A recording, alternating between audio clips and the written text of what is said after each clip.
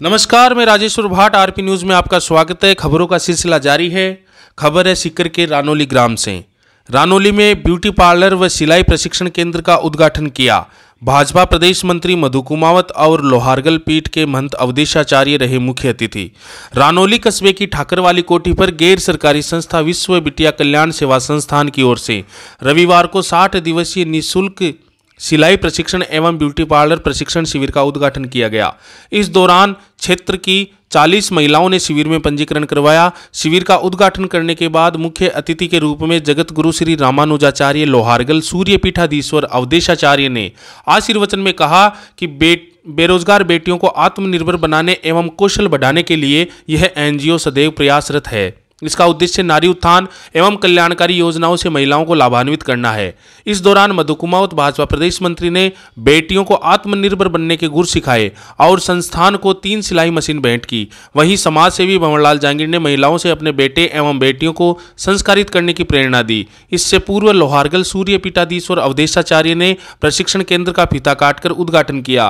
कार्यक्रम में विश्व बिटिया कल्याण सेवा संस्थान के प्रदेश अध्यक्ष लालचंद, जिला अध्यक्ष पिंटू भारतीय बाय, प्रदेश संगठन मंत्री मनोज पाराशर, एक ख्वाहिश फाउंडेशन की डॉक्टर सुनीता चौधरी, भामाशाह गजानन सैनी, मनीष कुमावत, राम सिंह त्रिलोकपुरा, राहुल वर्मा, गोपाल कुमावत, अजय, जितेंद्र, कमलेश, रामावतार शर्मा, रोशन बानो रानोली, मधु कुमावत, मोनू कुमावत, ममता देवी, प्रियंका कुमारी कुमावत, मनीषा देवी, सुनीता कुमावत, रीना देवी, गिरिराज सहित गणमान्य लोग और ग्रामीण महिलाएं मौजूद रही। कार्यक्रम का संचालन रामावतार शर्मा जलालपुरा ने किया। संस्था ने इतना बड़ा बीड़ा उठाया है। हमारी भी एक ऐसी संस्था है जिसमें हम महिलाओं को निःशुल्क सिलाई सिखाते हैं, पार्लर का और डब्बे पैकिंग वगैरह कई काम ऐसे हैं जो सिखाते हैं। महिलाएं आती है बड़े इंटरेस्ट के साथ और बड़े आनंद के साथ सीखती है और अपने घर घर में काम करती है।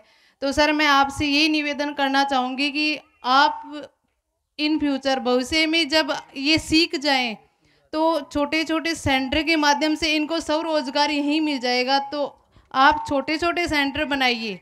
एक महिला जब सिलाई सीखती है तो 5 पड़ोसन के कपड़े सिलती है नहीं सिलती? आनंद नहीं आया? सिलती है नहीं सिलती? भाई अपने कपड़े बनाती है तो कितना खर्चा बचाती है? आज इतनी महंगाई हो गई कि एक लहंगे के भी 400-500 रुपये लगते हैं। आप वो 400-500 रुपये तो बचा रहे हैं, साथ में पड़ोसियों के कपड़े भी मतलब सिल रहे हैं, तो आपकी इनकम हो जाएगी महीने की कम से कम आराम से घर बैठे 10-15 हज़ार रुपये आराम से कमा लोगे। घर का काम भी होगा और ये भी होगा। तो जो ये संस्था आज आपके लिए आई है, यहाँ पे आपको निःशुल्क प्रशिक्षण, सर निःशुल्क ही है ना, निःशुल्क प्रशिक्षण देने के लिए तो आप ज़्यादा से ज़्यादा सीखिए और ज़्यादा से ज़्यादा आत्मनिर्भर बनिए, क्योंकि आपका आत्मनिर्भर में जो आया है उसको जाना निश्चित है। आए एक तो सत्य है, चाहे कोई नेता हो चाहे कोई हो, ये बात तो माननी पड़ेगी। जो जन्मा है उसको मरना निश्चित है और इस बात को याद भी रखना चाहिए। इंसान की ज़िंदगी एक माचिस की तिली की जिया है, कुछ पता नहीं कौन सी वक्त क्या हो जाता है। क्योंकि ये मैं इस सेवा कार्य में 22 साल की कल्याण हॉस्पिटल की सेवा में मैंने बहुत नज़दीक से देखा है। इसलिए मैं आपसे निवेदन करूंगा, सभी महिलाओं से, सभी हमारी बहनों से, माताओं से, कि बेटी 2 घरों का भला करती है। बेटी इस देश की बहुत से भी है। बेटी बचाओ बेटी अभियान कलेक्टर ठुकराल थे उस वक्त में 343 पंचायतों में अभियान चलाया था। प्रत्येक पंचायत में सब बेटी बचाओ बेटी में बांटे थे। यहाँ गवर्नमेंट की स्कूल थी, उसमें प्रोग्राम किया था, तो गवर्नमेंट की तरफ से था, लेकिन पैसा सारा मैंने खुद ही खर्च किया था। उसमें कलेक्टर साहब ने सीकर जिला का नाम बेटियों को बढ़ाने के कारण सम्मानित किया गया था नरेंद्र मोदी ने। तो कलेक्टर साहब ने मीटिंग में मेरे को ही बुलाया और मीटिंग में खड़ा होकर कहा कि भंवर जी, इस मीटिंग में सम्मानित मैं हो रहा हूँ, लेकिन आपको होना चाहिए था। लेकिन पूरा भारत की एक संस्कृति के हिसाब से जिला कलेक्टर को सम्मानित किया था उसमें। तो इसलिए बेटियों को आज हमारे आज संस्था आगे बढ़ाने में पूरा सहयोग कर रही है, तो आपको निस्वार्थ भावना से आगे आकर के और आपको इसमें पूरी लाभ लेना चाहिए। ब्यूटी पार्लर का काम महिला अगर घर में काम करेगी तो एक तो क्या है कि फालतू टाइम, फालतू कोई चुगली करवाड़ो काम है, 4-5 महिला बैठ जाते हैं, मार ली सासू यार, मार ली बहू यार, मार ली फलाने यार करके अपना टाइम पास करा, और घर भी उससे मतलब एक दूसरा की चुगली ज़्यादा करते हैं लोग हैं। बुरो मत मान जाओ बात को, मैं देख रहा हूँ, तो वो भी एक कम हो जाएगी। दूसरी बात मैं आपसे एक निवेदन करना चाहूँगा कि बेटियों को पढ़ाओ ज़रूर, लेकिन बेटियों को पढ़ाने के साथ साथ आपको बेटियों को संस्कार देना बहुत ज़रूरी है। आज जितना भी हादसा होते हैं, फांसी खाते हैं, जितनी बेटियां मरते हैं, किसी पर समझ लो 2 ही कारण है। एक तो उनमें संस्कार नहीं है, दूसरी उसको आत्मा बल शक्ति नहीं है, उसमें लड़वा की शक्ति नहीं है, इसलिए मानसिकता उसकी कमज़ोर हो जाती है और वो भगवान के पारी हो जाती है। बहुत से देखते हैं, हम रोज़ देखते हैं, छोटे छोटे बच्चा ही बाहर। एक कल्याण महाराज जी एक बात हो छोड़ी, आज बाहर कल्याण हॉस्पिटल में कोई 4-5 महीने पहले की बात है, एक 13 वर्ष की बच्ची आई, तो वो बच्ची जहर खा गई। उसको माँ बाप ने मैंने पूछा कि बच्ची ये क्या हो गया? बोले भाई जी जहर खाएगी। क्यों खाएगी भाई? बोले बच्ची का मुँह लम्बा हा, नाखून लम्बा गिरना भी का। माँ बाप बोला इसमें कचरो पड़ा है और पड़ा है, बीमारी पैदा हुआ है, जो ला बेटी का मुँह काट दूँ। अब बेटी मुँह तो कटवा लिया बोल मैं माँ बाप का दबाव में, लेकिन वह बेटी मुँह काटने के कारण से जहर खा गई। अभी इससे ज़्यादा क्या होगा? ये क्या है कि हम बच्चों को, बच्चा सबसे पहले घर में शक्तिशाली बनता है, तो गुरु तो बाद में है, लेकिन पहले उसका माता पिता है। उस बच्चे को उतना संस्कार सु जोड़े जिसे बड़ा छोटा को आदर है और है वो समझे, और उसको आत्मबल, उसको निर्भर बनाने के लिए माता पिता की ज़्यादा जिम्मेदारी होती है। माता पिता आपका बच्चा को पूरा ध्यान भी रखे, बच्चों खड़ जावे, कड़ने जावे, मोबाइल से थोड़ा दूर रखे, तो वो सही रहेगा।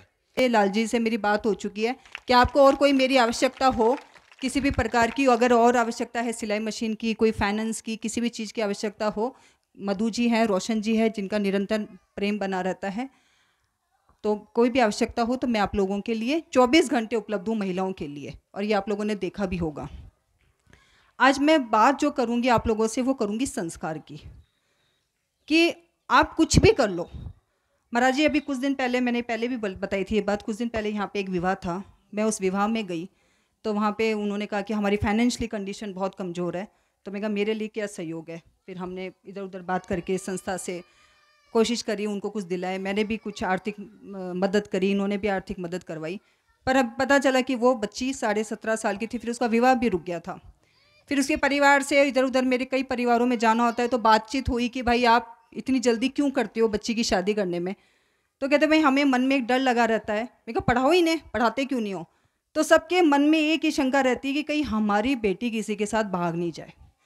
मतलब ये मंच पे बोलने वाली बात नहीं है, पर मैं एक महिला हूँ, वो तो मेरी बेटी नहीं है, पर मैं इसे सोच सकती हूँ। ये दिमाग में एक बात आती है हर महिला के कि भाई हमारी बच्ची किसी के साथ कोई गलत रिलेशन ना रख ले।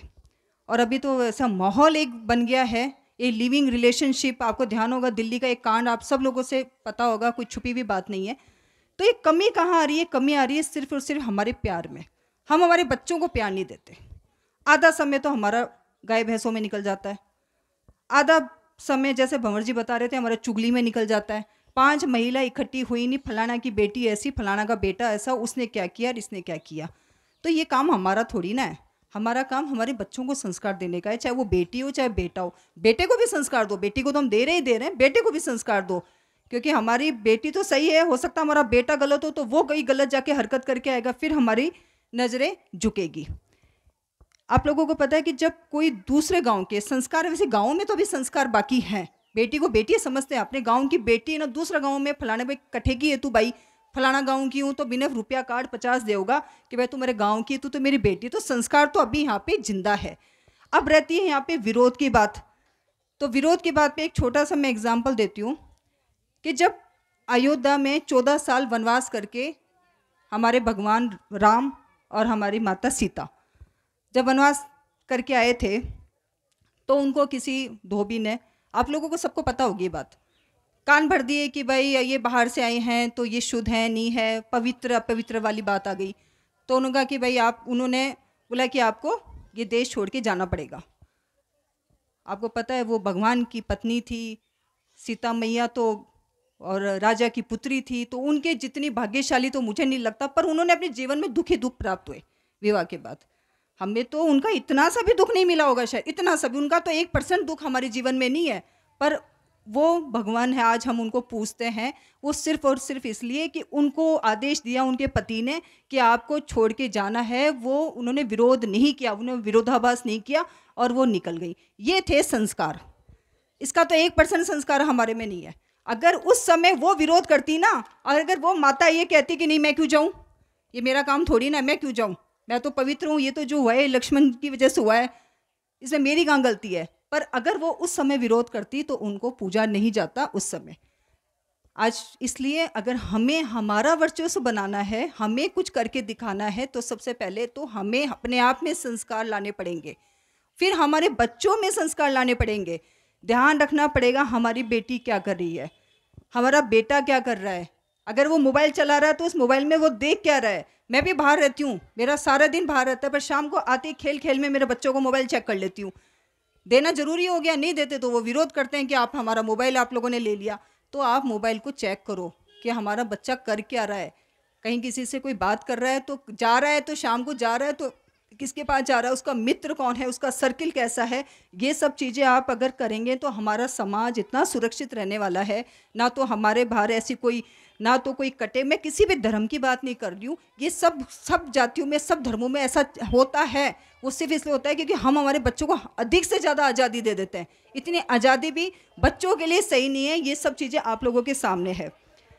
फिर भी मैं आप लोगों को और यही बताना चाहूँगी कि अगर मेरे लायक आप लोगों के जीवन में कोई भी ऐसा लगता है कि भाई हमें यहाँ आवश्यकता है मोटिवेशनल, 1 घंटा पहले शायद हम महिलाएं सब अपने स्वास्थ्य का ध्यान रखा करो। महिलाओं के अंदर इतनी प्रॉब्लम्स रहती है बच्चादानी के अंदर, उसका विशेषकर ध्यान रखो। साफ सफाई का विशेषकर ध्यान रखो, क्योंकि आप स्वस्थ रहेंगे ना तभी आपका घर स्वस्थ रहेगा। आप ठीक रहोगे तभी आपके बच्चे ठीक रहेंगे। अगर आपका स्वास्थ्य ठीक नहीं रहेगा तो आप मेंटली काम नहीं कर पाओगे, चिड़चिड़ापन आपके बीच में आएगा। जब निरंतर आपको ऐसा लगे थोड़ी सी भी आपको प्रॉब्लम होती है बच्चादानी में या किसी भी चीज़ में, क्योंकि ये चीज़ होती है महिलाओं में। मैं 80% महाराज जी 80% मैं महिलाओं में बीच में जाती हूँ तो वो ये प्रॉब्लम ज़रूर बताती है कि हमारे साथ ये प्रॉब्लम है। ये स्वाभाविक है, इससे घबराना नहीं है। तो आप डॉक्टर से कंसल्ट करिए। अगर आपको ऐसा लगता है कि भाई मैं डॉक्टर के पास नहीं जा सकती हूँ, तो मोनिका जी हैं इस चीज़ के लिए। मोनिका जी काफ़ी अच्छा काम कर रही है, तो आप मोनिका जी का नंबर ले लीजिए। यहाँ पे आपको हम लोग एक मेडिकल कैंप भी चालू करवा सकते हैं, और आपका हम प्रिस्क्रिप्शन जो आपका जो है जांचें वगैरह हैं, और जो मेडिसिन्स है, आयुर्वेद मेडिसिन्स को आप ज़्यादा प्रोत्साहित करती हैं तो आपको मेडिसिन्स भी उपलब्ध करवाएंगे। अपनी साफ़ सफाई का, मैं फिर कह रही हूँ, अपनी साफ़ सफाई का ध्यान। लोगों ने इकट्ठा होकर के सबको एक मातृ शक्ति का एक दर्शन कराया। अभी एक बात उठी थी कि हम हमारे परिवार से संवाद नहीं करते हैं। संवाद शब्द किसके लिए है? ये जो घटनाएं आ रही है हमारे बीच में, अलग अलग प्रकार की घटनाएं जो हम लोग देख रहे हैं, रोजाना पेपर में देख रहे हैं, न्यूज़ों में देख रहे हैं।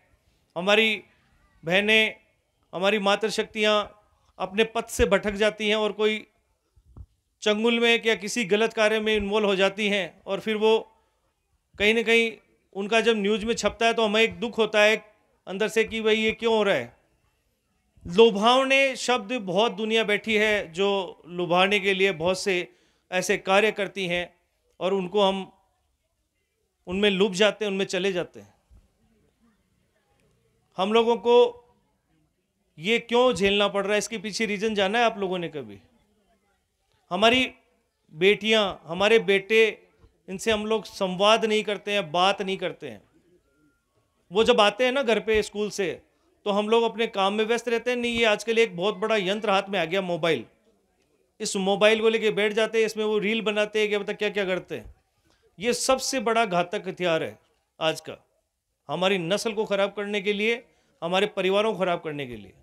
जैसे इसका उपयोग है ना, इसका दुरुपयोग बहुत ज़्यादा है।